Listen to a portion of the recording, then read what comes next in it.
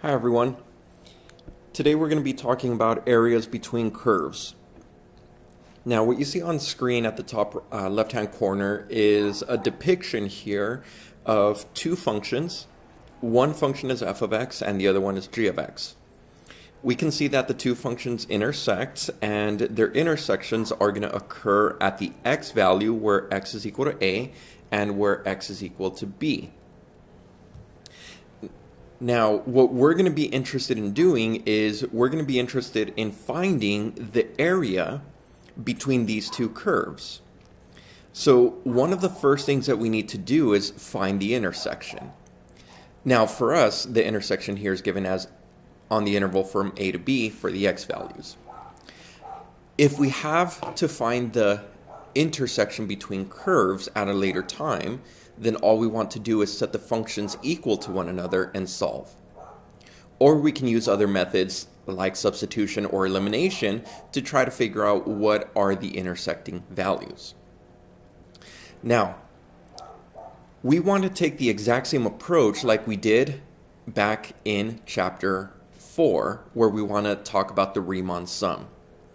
In order to take the area here, what we're going to do is we're going to take a sample point, and this sample point is going to help us identify what is the overall area that's bounded between these two curves.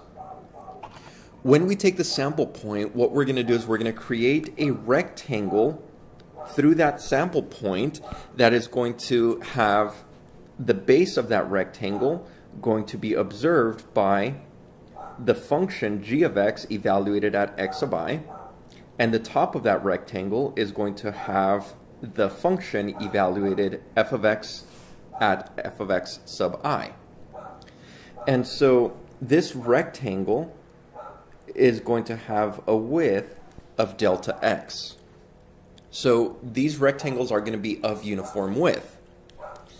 And what we want to do is we want to subdivide this region from A to B into n sub rectangles or n sub intervals.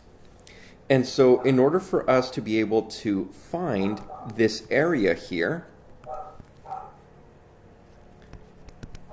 this area is going to be approximated by the sum of all of these areas for the rectangles that we're looking at for the sample points. Now, the area for this red rectangle that I have here on screen, well, its width is delta x. So that's one thing that we have here. Its height, remember what we said that the bottom part of that rectangle was and the top part of that rectangle was. The bottom part of the rectangle is the function evaluated at g, the x value evaluated at g, and then the top part of that function is the function f of x evaluated at the sample point f of x sub I. In other words, we have that the height of this rectangle is just the difference between these two functions. So it must be f of x sub I star minus g of x sub I star. That's the height of this rectangle. So when we're trying to approximate that total area, again by subdividing into n intervals, then the height of each individual rectangle will be given by f of x sub I star, again sample points, minus g of x sub I star. Now again, we're not really interested in approximating the area at this time, but we want to figure out what is the total area underneath the curve without approximating it. Well, instead of subdividing into n intervals, n subintervals, what if we then take a limit of this n component and send it off to infinity? So to get an even better value for this area, we then take the exact same function, the difference between these functions,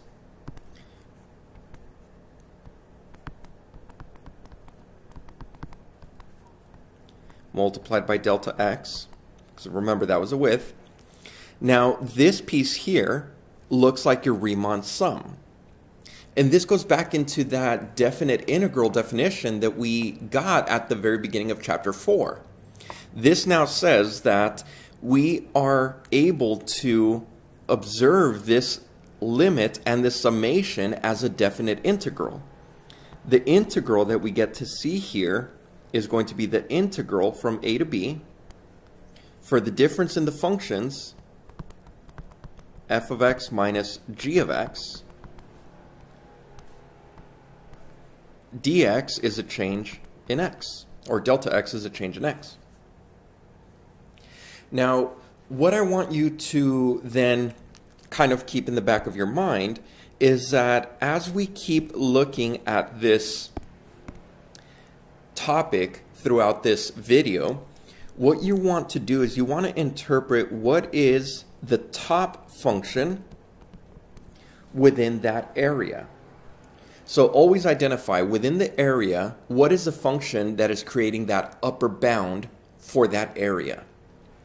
In other words, the area is being bounded and we have to find out what is the function that is bounding from the top. We're also going to be looking at the bottom function. So we want to look at the top versus the bottom functions and we want to identify them. And as we go through the rest of the video, you will hear me specifically ask what is the top function, what is the bottom function, or I will identify as the top function and the bottom function.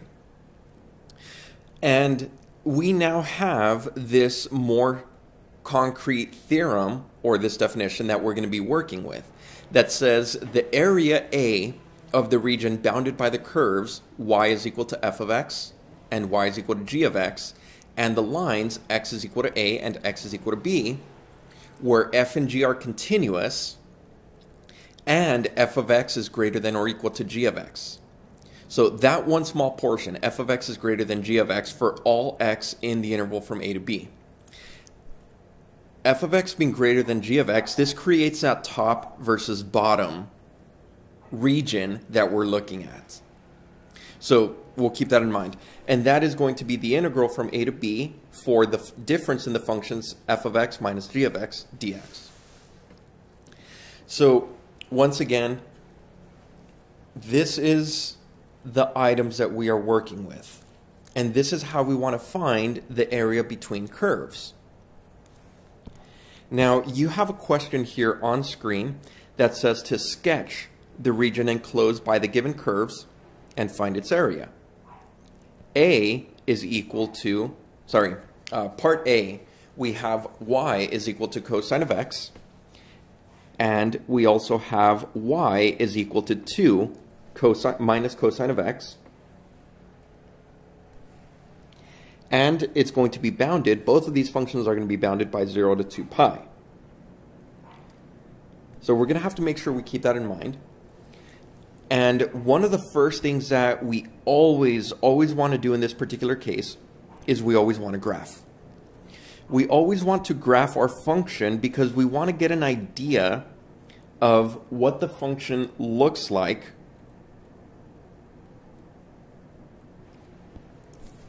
that way we can go through and sketch or identify what's up top, what's at the bottom, and go from there. So what I'm going to do right now is I'm going to create a grid here, and I'm going to graph both of my functions. All right, so here are the scales that I created for my functions. So what I'm going to do at this time is I'm going to start graphing my first function. I'm going to call that function cosine of x. All right, let's get a good color going here for cosine of x. So cosine of x, if x is 0, we start at 1. If x is pi halves, then we're down at 0. If x is pi, then we're down at -1, and so on and so forth.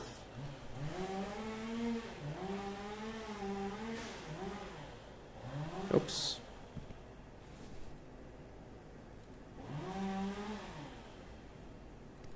There we are. So here's my function y is equal to cosine of x. Now I'm going to graph y is equal to 2 minus cosine of x. So y is equal to 2 minus cosine of x. We could graph this using transformations. So if we graph it using transformations, what's going to happen here is that I'm going to interpret cosine first. So my first cosine function, that's the one I'm going to interpret first. Then I'm going to use the transformations. There's a negative multiplying cosine, which means it's going to reflect across the x-axis. And then the 2 is going to shift it upward by 2 units. So if I take this point, 0, 1, and I reflect it across the x-axis, I'm now at 0, negative 1. Shift it up by 2 units, 1, 2. Then I'm here at 0, 1. Do the same thing for this point. Pi halves, comma 0, reflected across the x-axis, we're still at the same point. But shift it up by 2 units, 1, 2. Now we're here. Start with this point. Pi and negative 1. Reflect across the x-axis, we're now at pi, comma 1. Shift up by 2 units, 1, 2. Then we're up at 3. Same thing here. Reflect and move up. Same thing here. Reflect. We're down at 2 pi negative 1. Shift up 2 units. Right back where we started. And therefore, this is my new graph.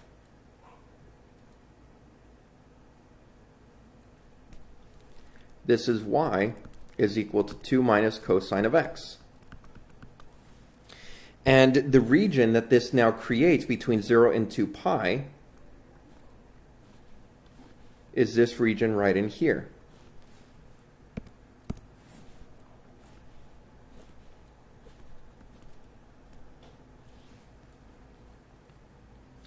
And that's the area that we want to find. So again, notice the problem. The problem said to sketch the region enclosed by the curves. All right, that's what we did here. Now what we're going to do is we're going to interpret this area in terms of an integral. So we're going to say that the area is going to be the integral from 0 to 2 pi. Those are my x bounds. And this is going to be the difference between the top function. So the top function is 2 minus cosine of x minus the bottom function, which is cosine of x.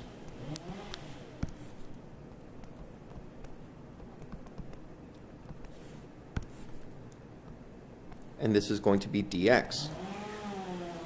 Now, oftentimes what you're going to see me do is you're going to see me do this, that within the area that we want to find, we just want to find the height between them. And I will draw this red bar in that area to signify that I want to be able to establish what function is going to be up top and what function is going to be at the bottom for that region. This is because with certain functions on given intervals, the functions might actually switch from one function being at the top to the other one being at the bottom. So we then have to keep track of what functions, excuse me, what functions are up top and which ones are at the bottom. So now that we have this set up, this integral, we're going to go through and we're going to simplify the integrand. And we should get 2 minus 2 cosine of x. Now we can integrate this term by term. The integral of 2 with respect to x, that will be 2x. The integral for negative 2 cosine x is going to be negative 2 sine of x. Now remember, when we integrate cosine, we're only looking for the antiderivative. That means that we needed to take the derivative for negative 2 sine of x to get us negative 2 cosine of x. And now we evaluate this because this is a definite integral from 0 to 2 pi.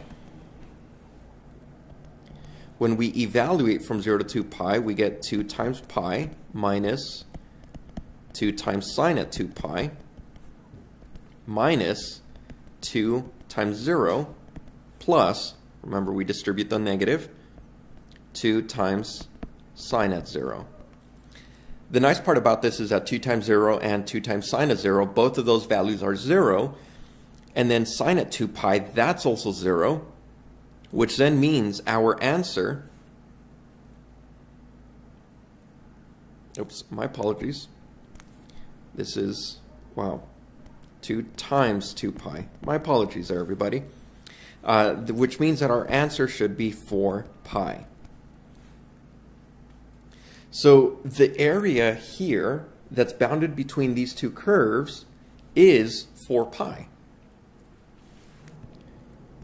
And again, since we're talking about area, this is going to be some type of square units. Because if the units represent feet, meters, kilometers, acres, whatever it may be, then we're going to be talking about a certain area that we're observing. So that was part A. Let's look at part B. For part B, I'm going to have the function of y is equal to the square root of x plus 3, and y is equal to x plus 3 divided by 2. So you're going to notice here that we are not given the bounds for this area that's bounded between the two curves, which then means that we need to find those bounds. And there are a few ways to do this. All right, there are a few ways to do this. So that's the first thing that we want to do, is we want to find the bounds. What you can do is you can set the functions equal to one another and then solve that way. All right, that's one way. That's awesome. Another way would be to use substitution. You're going to see here that both of the values include x plus 3. Why not solve for one of those values for x plus 3 and then sub it into the other function? Both methods are good. Both methods have their pros and cons. It is completely up to you to choose what method you want to use to find the points of intersection. So what I'm going to do here is I'm going to use substitution. Because most of the time we use just setting the functions equal to one another, I want to take a different approach. I want to use substitution. So I'm going to use substitution here. So what I'm going to do is I'm going to solve my second function for x plus 3, and I will get 2y. And I'm going to make this substitution of x plus 3 into my first function, which means y is going to be equal to the square root of 2y.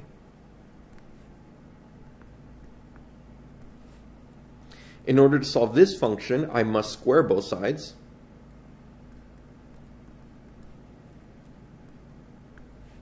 Get everything to one side. Factor out the y.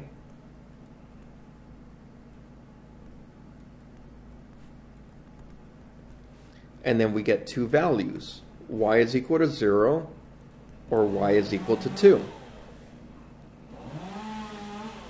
And so if we get y is equal to 0 and y is equal to 2, I want to find the x values as to where these points of intersection are.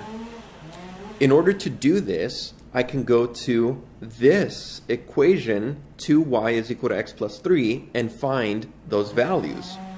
And that's exactly what I'm going to do at this time. So I'm going to bring this back up. I'm going to say y is equal to 0. If y is equal to 0, then I get 2 times 0 is equal to x plus 3,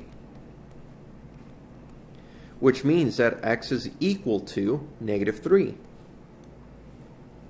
So my first ordered pair where they intersect will be -3, 0. The next one, y is equal to 2. We're going to get 2 times 2 is equal to x plus 3. 2 times 2 is 4. Subtract 3, that's 4 minus 3, which will be 1, so x is 1. Which means my ordered pair is 1, 2. And so these are the points of intersection. Now notice, I found the points of intersection before I even started graphing these functions. And that's because I want to get a general overview of do these functions intersect? If they do, let's find out where. That way we have something more concrete to actually graph. And now we're going to go through the process of graphing these functions. All right, so to graph these, what I'll do is I'll get a grid going here.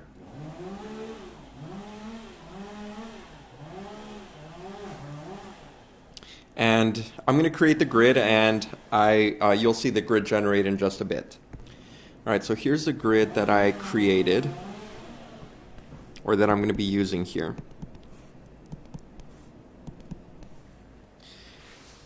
And what I'm going to do is we can use transformations for this grid, or for these functions. If I have y is equal to square root of x plus 3, then what I want to do is I want to consider y is equal to square root of x.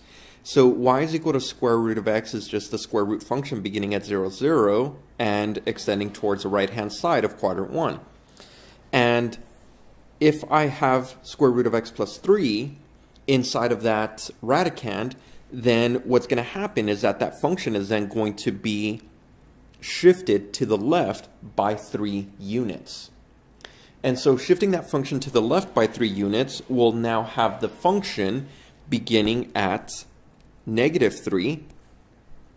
And so if we go through this process, if x is equal to 1, then 1 plus 3 will be 4. Square root of 4 is 2. So therefore, at 1, we're at 2. Wow, look at that scale. That was a weirdo scale here. My apologies. Square root of, 1, we're at 2. There we are. And so again, if we're at -2, then that's -2 plus 3, then that's square root of 1. So at -2, we're at 1. And therefore, this function is this one here, where we have y is equal to the square root of x plus 3. Now, let's look at the next function, which will be y is equal to x plus 3 all divided by 2. For that function, what I'm going to do is I'm going to interpret that function as 1/2 x plus 3/2. This tells me that my y-intercept is at 1.5, or in this case, 3/2. So 1.5 or 3/2 would be halfway.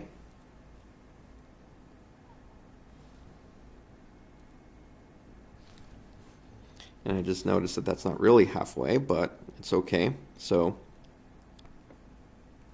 here we are. And then we can use our slope. Slope is positive, so we can go down and back. So if we go down 1, back 2, 1, 2, down 1, back 2. So again, we're going to go down 1, back 2.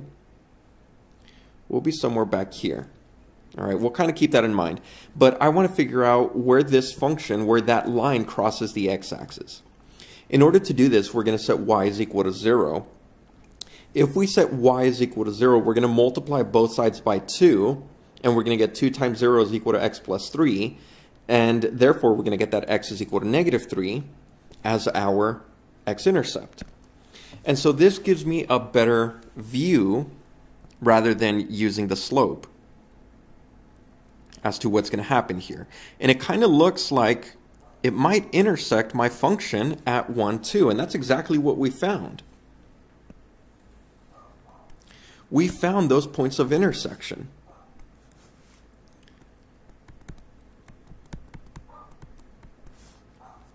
The points of intersection that we found was -3, 0 and 1, 2. That's exactly what we found, which means the area that we're looking for is the area right in here.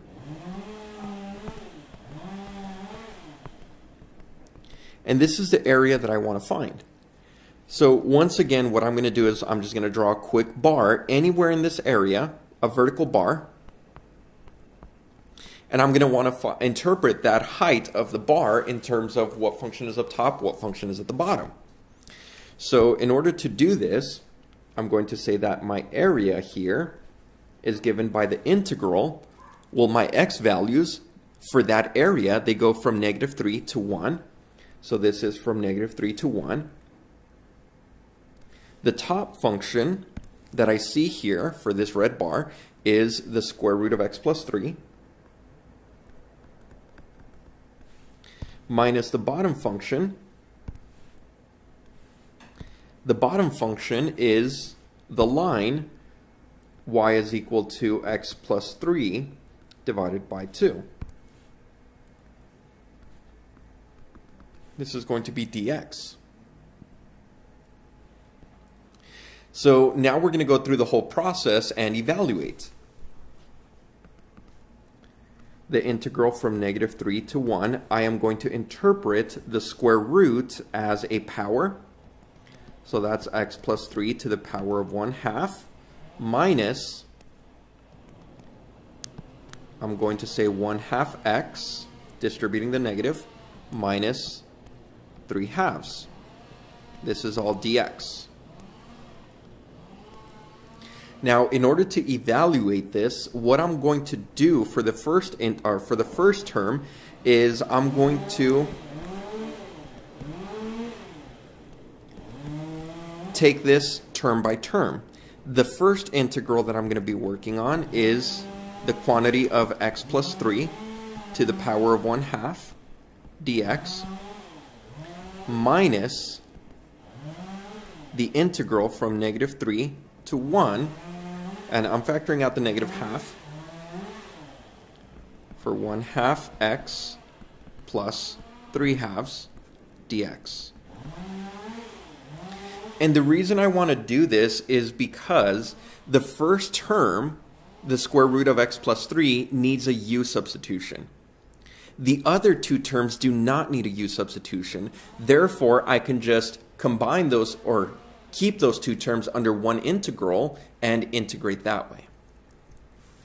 So using a u substitution for my first integral, I'm going to say that u is equal to x plus 3.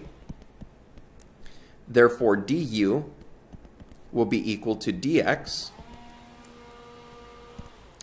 And if this is the case, then I need to re-index my bounds. Re-indexing my bounds, if x is equal to -3, so x is equal to -3, then that means u will be 0. If x is equal to 1, then that means u is equal to 1 plus 3, which is 4.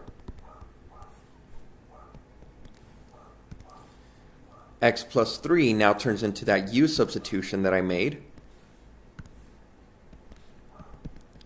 Dx is now du. The last integral, I can integrate term by term. So the last integral, the integral for 1/2 x, we add 1 to the exponent, then we multiply by the reciprocal. We already have a half, and we're going to multiply by the reciprocal of 2, which is a half. A half times a half is 1/4. X to the power of 2 plus 3/2 integrated with respect to x. This will be 3/2 x, all evaluated from -3 to 1. The first integral we will then go ahead and evaluate here. The antiderivative for u to the power of 1/2, we add 1 to the exponent. That's going to be u to the power of 3/2 multiplied by the reciprocal. Evaluate that from 0 to 4. And we're now going to start evaluating this last function. 1/4 times 1 squared plus 3/2 times 1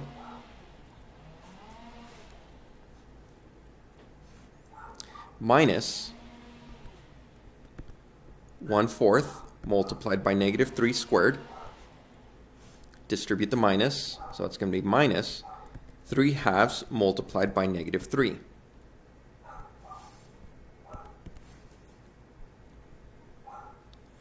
All right, now I can go ahead and I can start evaluating the first integral here, or the first antiderivative, or that integrand. 2/3 multiplied by 4 to the power of 3 halves minus 2/3 multiplied by 0 to the power of 3 halves. And let's see if I can simplify all of these terms here, distributing that minus sign. So 1/4 times 1, that's going to be 1/4. Distribute the negative, that's negative. So distribute the negative again, that's going to be minus 3 halves. Distribute the negative. Negative times a negative is going to be a positive. Negative 3 squared is positive, so that's going to be 9/4. And then negative times a negative, so negative 3 halves times negative 3 is positive, but then we distribute the negative, which gets us another negative.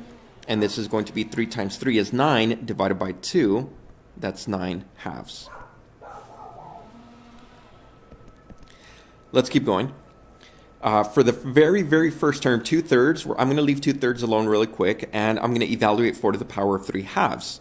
4 to the power of 3 halves is the same thing as the square root of 4 to the power of 3. Square root of 4 is 2. 2 to the power of 3 is 8. 8 times 2 is 16. 16 divided by 3. Minus 2/3 times 0, that's 0. All right, so that goes away. Negative 1/4. So negative 1/4 plus 9/4, that's going to get us 8/4. So I'm just going to say, and yes, 8/4 is 2. And then I get minus 3 halves minus 9 halves. 9 and 3 gets us 12. 12 divided by 2 will get us 6. Which means we have 16/3 plus 2 minus 2.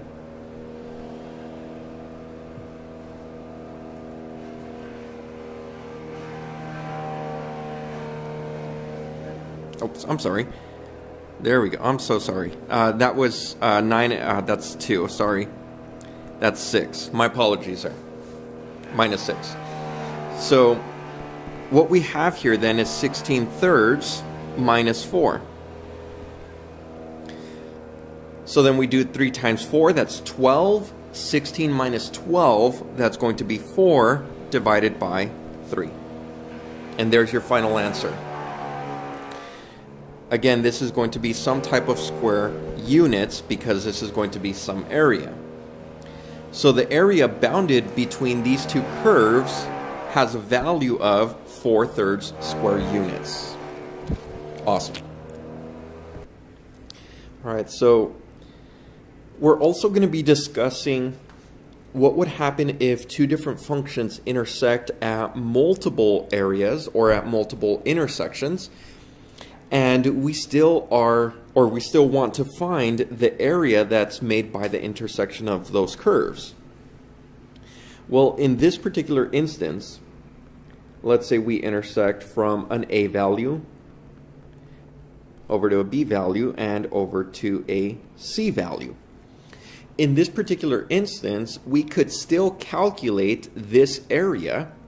This area is going to be made by two different components. It's going to be made by area 1 and area 2. And remember how I always say I want to draw a vertical bar inside of each area in order to identify what function is up top and what function is on the bottom. So the total area here, the total area is made by the addition of area 1 and area 2. Area 1 is the integral from A to B, and it's going to have the function up top, which is f of x minus g of x. And this is dx. That's area 1. Area 2 is going to be the integral from B to C. So the integral from B to C. The function up top now is g of x minus the function at the bottom, which is f of x. and this is going to be dx. So again, we have two areas that we're accounting for here. But in this particular instance, we can actually combine these integrals under one specific property that says we can integrate from a to c, so from the x value of a all the way to c, we can integrate from a to c so long as we take the absolute value of the difference between the functions. Now again, when we're talking about integrating an absolute value, we cannot go through and integrate the absolute value directly. Instead, what we have to do is we have to integrate by interpreting the functions or the areas, which one is up top for the function, which one is at the bottom. That way we don't get the integral to calculate the net area, because then if the two areas are the same, then the functions might cancel the areas whenever the integral is taking place. So we have to make sure that we identify what function is up top, what function is at the bottom, more specifically if there are multiple areas of intersection.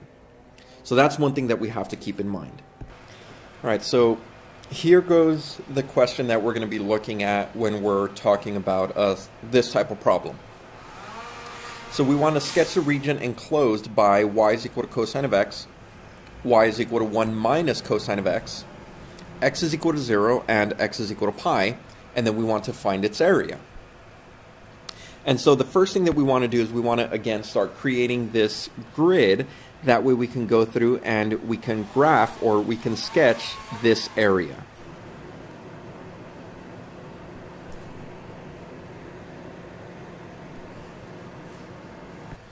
All right, so here's my grid. I know I am going to be graphing from x is equal to 0 to x is equal to pi. So I'm going to go through and I'm going to graph those first. So x is equal to 0 is just a vertical line on the y-axis.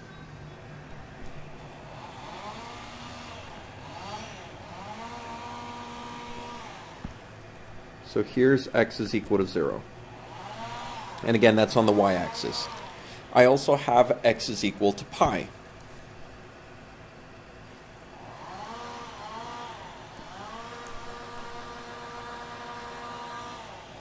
So here's x is equal to pi.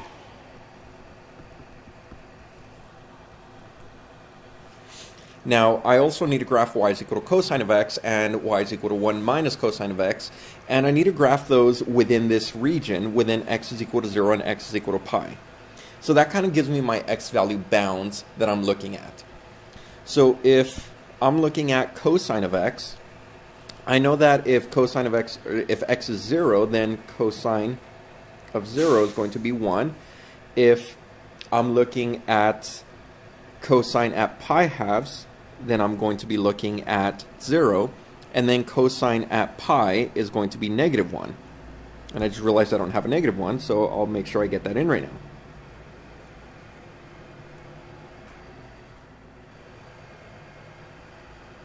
That's going to be down here, so that's negative 1. Alright, so let's get that going down here. There we are, right at the edge. There we are. So here is y is equal to cosine of x. And again, it's only graphed for the values between 0 and pi. Now, 1 minus cosine of x, again, I'm going to use transformations here. And using transformations, what's going to happen is that I am going to be looking at cosine of x, but I'm going to multiply by negative, meaning it's going to reflect across the x-axis, and then I'm going to add 1 to that. So if I reflect this point 0, 1 across the x-axis, then that's going to get me 1, 0, and then shift up by 1 should get me here. All right, now reflecting the point pi halves comma 0 across the x-axis still gets me the same point, but then I'm going to shift it up by 1 unit. So shifting it up by 1 unit, here it is. Next point, reflect across the x-axis. All right, so If this was pi negative 1, now I'm going to reflect across the x-axis. It'll get me pi 1. And then I'm going to shift this up by 1 unit, meaning I go up to 2. And so here's my graph for y is equal to 1 minus cosine of x. Now it says sketch the region enclosed by the two curves and find its area. So the region that's enclosed here is going to be these two regions.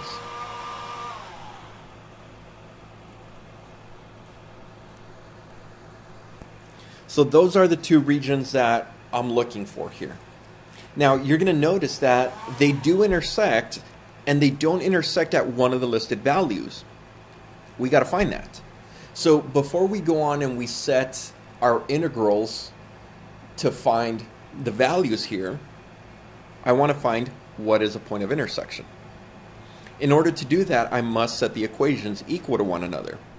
So I'm going to go with cosine of x, that was my green function, is equal to 1 minus cosine of x. 1 minus cosine of x is that pink function. Adding cosine to both sides, I get 2 cosine of x is equal to 1. Then cosine of x is equal to 1/2. I just need to find when is cosine of x equal to 1/2. For what angle values does the ratio for cosine give me 1/2? Only on the interval from 0 to pi. Alright, so nowhere else. That angle measurement should be 60 degrees. In other words, pi thirds. So this angle measurement, or this intersection here, is the intersection of pi thirds. Therefore, if I want to find the total area, the area then for the first integral here, or you know what, let's go through this. We'll say area 1, and then we'll say area 2. The total area is going to be given by area 1 plus area 2, where area 1 is the integral from 0 to pi thirds. Let's find the vertical bar. Let's go top minus bottom. Top function is cosine of x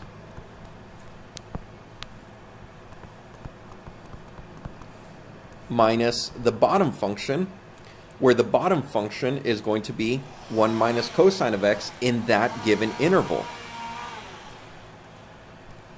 So in that given interval, it's 1 minus cosine of x. And this is dx. Plus, let's go with area 2. Area 2, I want to find that vertical bar.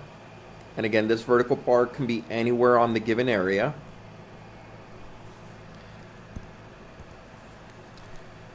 Limits of integration, they go from pi thirds all the way up to pi.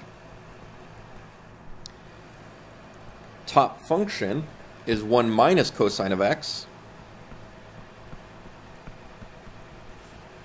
So that's 1 minus cosine of x minus the bottom function. The bottom function is cosine of x within that second area.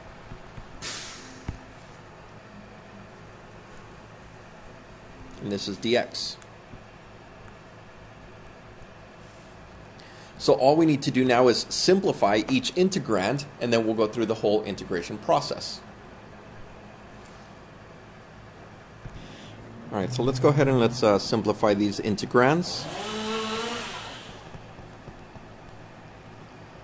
So cosine, distribute the minus, and this is going to be plus cosine of x, so it will be 2 cosine of x minus 1 dx plus pi thirds to pi for that integral. This minus sign, 1 minus cosine of x minus cosine of x, will then be 1 minus 2 cosine of x. This is dx. Therefore, all we have to do is integrate each individual term. So the integral of 2 cosine of x will then be 2 sine of x minus 1 integrated with respect to x, that's going to just be minus x. This is going to be evaluated from 0 to pi thirds, plus the integral of 1 with respect to x, that's just going to be x, minus the integral of 2 cosine x, that's going to be minus 2 sine of x, integrated from pi thirds to pi.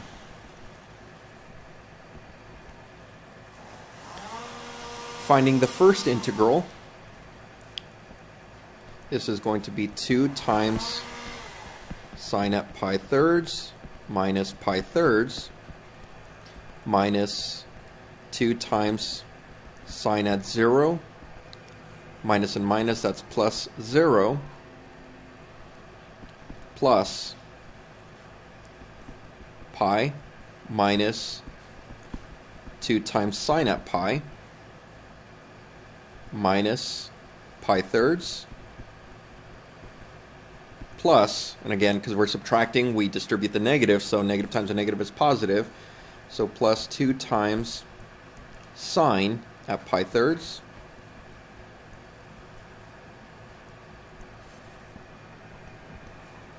and then all we have to do is simplify. So sine at pi thirds, that's sine at 60 degrees, which should be root 3 over 2. So for the first term, we'll have 2 times root 3 over 2 minus pi thirds. Sine at 0 is 0, and then 0 is just 0, so that goes away. Very nice. So they go away. Then we have pi, so plus pi. Sine at pi is going to be 0, so that goes away. And then we have minus pi thirds. There we are. And then we have sine at pi thirds once again. And so this will be, again, plus 2 times root 3 over 2.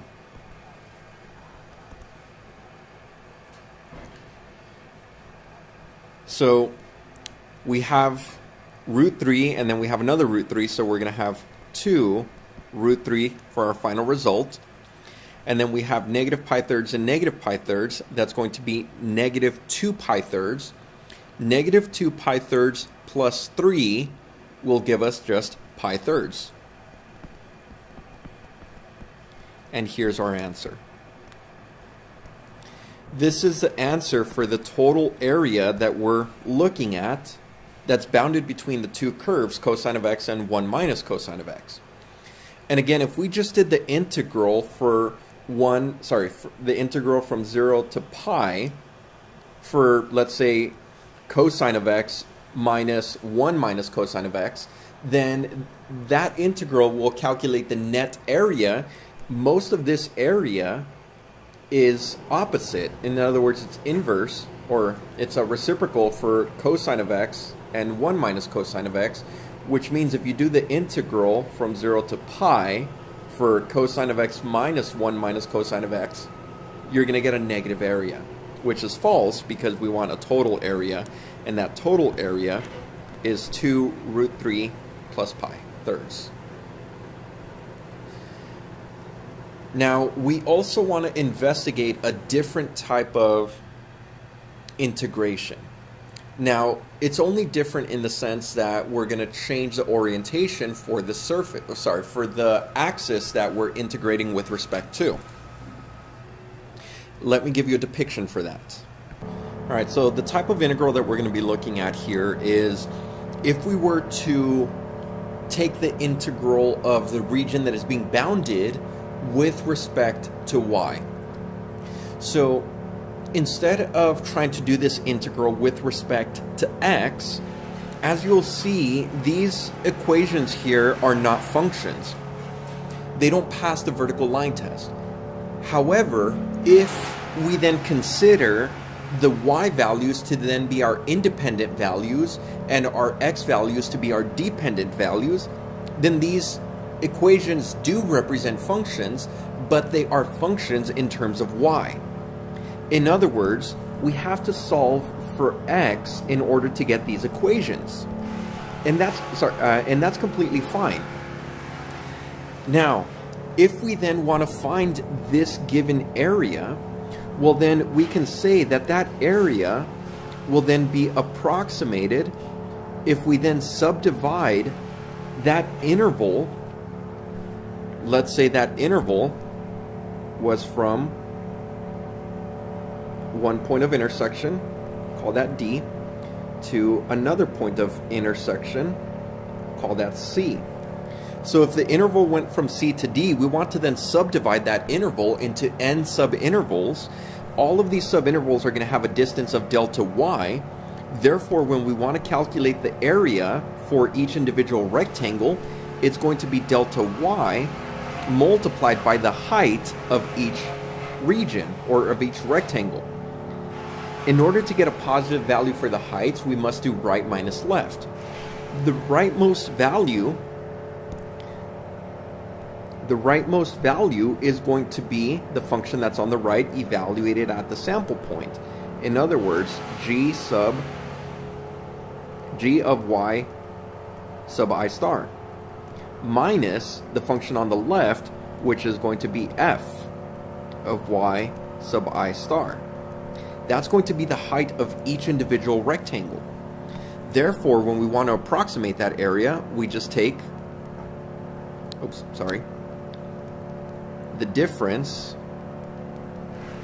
in the function heights with respect to y as such. Now, in doing so, we can then get this area to be precise. If we then take the limit as n tends to infinity for the summation of I beginning at 1 for g of y sub I star minus f of y sub I star dx, or sorry, dy. But this is just a Riemann sum where instead of the x variable we have the y variable. Therefore, we can use this definite integral definition to say that we're integrating from the interval from C to D, where we're going to have the difference of g of y minus f of y dy. And all we need to do then is we need to identify which function is on the right for that area. So instead of saying top minus bottom, we're going to say the right function minus the left function. And that's what we need to find. Which function is on the right, which function is on the left. And again, I'm calling these functions, but they're functions in terms of y. So in other words, we need to solve for the variable x, say x is equal to this function, that way we can go through and extract what it is that we're looking at. So let's go ahead and give a few of these a try and see what we get. All right, we want to sketch the area enclosed by the region, and we also want to graph it. So give me a few seconds and I'll get this problem for us. All right, so here's the question. Sketch the region enclosed by the curves 4x plus y squared is equal to 12 and x is equal to y.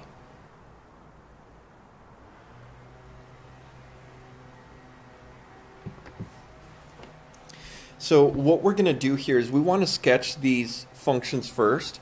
That way we can see where it is that we are integrating. Now, because I'm going to notice here that the variable y is squared, then since that variable is squared, I'm going to be looking at a relation here, or I'm going to be looking at a function in terms of y. So I have to take the variable x and solve for y, or sorry, solve for x. So in this instance, I'm going to take this function 4x plus y squared is equal to 12. All right, so here we go. Solve for x. So we have 4x is equal to 12 minus y squared. Divide everything by 4. 12 divided by 4 is 3. Y squared, negative y squared divided by 4 is going to be 1/4 y squared.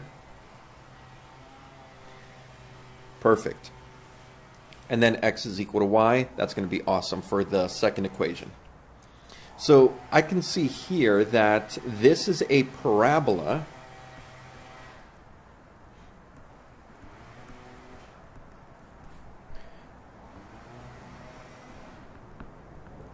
opening to the left,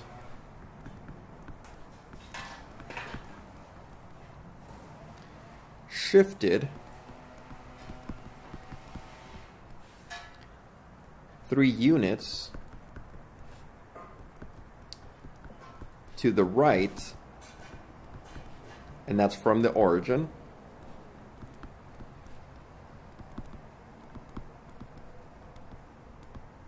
And scaled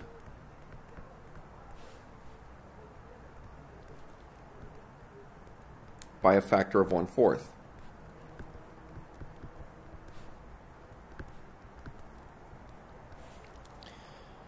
All right, so this is perfect then. So at least we get to see what this graph is, or at least we get to visualize what this graph is. We also want to identify x is equal to y. Now, x is equal to y, that's just going to be a slanted line across the origin. So that one's actually really, really nice.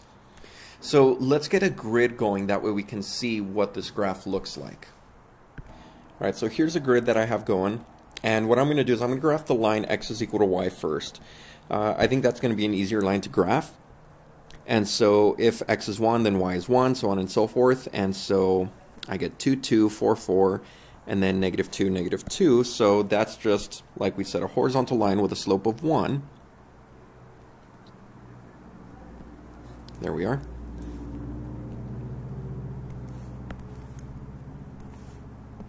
Perfect. And so then this is x is equal to y. Now, the parabola that I'm looking at, again, I stated the parabola here. It's a parabola that's opening to the left. It's shifted up, or sorry, shifted to the right 3 units from the origin, and it's scaled by a factor of 1/4. So if it's shifted to the right from the origin, then I'm going to be at 3. It's opening to the left. That means the parabola is opening to the left, and then I have a scale by a factor of 1/4. So what I want to do really, really quickly is I want to find out where these graphs intersect. That way I have more of a reference as to how to draw this parabola. So going through that intersection really quick, I think I want to use substitution here. And using substitution, I'm going to take 4x plus y squared is equal to 12. And x is equal to y. Now there's different substitutions that you can do. You can say x is y and substitute in 4y plus y squared is equal to 12. Or you can say y is equal to x and then 4x plus x squared is equal to 12. You go through the same process. So either way is perfectly fine. But again, you want to find the points of intersection, not just the x, not just the y value. So I'm going to use 4y plus y squared is equal to 12, which then means that y squared plus 4y minus 12 is equal to 0. This is a quadratic. I'm going to see if it factors. I believe it does with 6 and 2. Since the 4 is positive and the 12 is negative, I'm going to have positive 6 and negative 2. And therefore, I will get that y is equal to -6 or y is equal to 2. And if this is the case, then x is equal to y. The intersection happens at -6, -6. And it also happens at 2, 2. Therefore, the intersections are going to occur at 2, 2 and -6, -6. Oh, and as you can see, the scale is kind of off here, but it's okay.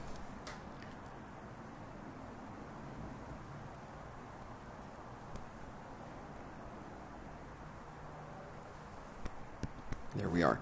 And this equation is 4x plus y squared is equal to 12. And so the area that we're looking at is right in here. Now you're going to notice here that I'm going to want to take these vertical bars. Now if I take the vertical bars anywhere in the area, we're going to run into an issue. If I take the vertical bar here, then naturally I have the function x is equal to y, and then the bottom function is going to be that parabola. However, if I take the vertical bar here within the area, notice that that causes a problem because the top of the function is the exact same as the bottom of the function. And, well, let's say the top of the bar is the same as the bottom of the bar relation-wise, all right, or equation-wise. So we have an issue there. And that's where integration with respect to y comes into play. If we take any horizontal bar in this particular instance, then any horizontal bar would then give us an area that we can calculate if we determine that we're taking the right minus the left. So naturally, we then want to integrate this with respect to y. The y values are going to be moving through -6, and that's a y value of -6 all the way up to 2. So -6 to 2. Then we're going to do right minus left. The rightmost function, we need this in terms of x. So needing this function in terms of x, we already solved it here. So this is going to be x, sorry, not x. This is going to be 3 minus 1/4 y squared. That's the function on the left, minus the function on the right, which is x is equal to y. And this is going to be dy. So again, what we did the x value on the right minus the x value on the left. All we need to do is integrate. We're going to integrate -1/4 y squared minus y plus 3 dy. Integrate this term by term. Add 1 to the exponent. Multiply by the reciprocal. That's 1/3. So 1/3 times -1/4 gets us -112 minus 1/2 y squared plus 3y evaluated from -6 to 2. And I'm going to let you finish this integral here. And we should get a value of, and I want you to put pause on the video and go through the value. All right, so don't wait for me to put the answer on screen. So please press pause on the video, work it out yourself, and you're going to see the answer in just a little bit. I think that's ample time. 64/3 is your final answer. So the area here is represented by 64/3, and this is going to be square units, again, depending on what type of units we're given here. And that's all there is to it. So I hope you all enjoyed this lesson, and I hope you all stick around for the next one, and I will see you then.